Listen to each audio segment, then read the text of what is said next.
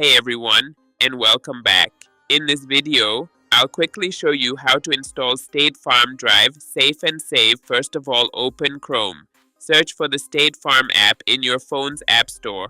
Log in using your State Farm user ID or your driver's license information. Step 2. Enroll in Drive Safe and Save. Inside the app, head to the Drive Safe and Save section. Follow the instructions to enroll your vehicle or vehicles. Step 3. Receive and pair your Bluetooth beacon. Once you're enrolled, State Farm will mail you a Bluetooth beacon. When it arrives, bring it to your car for setup. Step 4. Complete the setup. Open the State Farm app and go to the Drive Safe and Save section. Tap Complete Setup for your vehicle. Press and hold the button on the beacon for about 8 seconds until it lights up. The app will find the beacon. Select the correct beacon ID shown. Attach the beacon behind your rear view mirror using the provided adhesive. Step 5. Enter a reading if needed. In certain states, you'll need to enter your current odometer reading in the app to finish the setup. Step 6. Enable permissions. Keep Bluetooth location services and all required permissions turned on so your trips can be tracked automatically. And an optional Step 7. Enable accident assistance.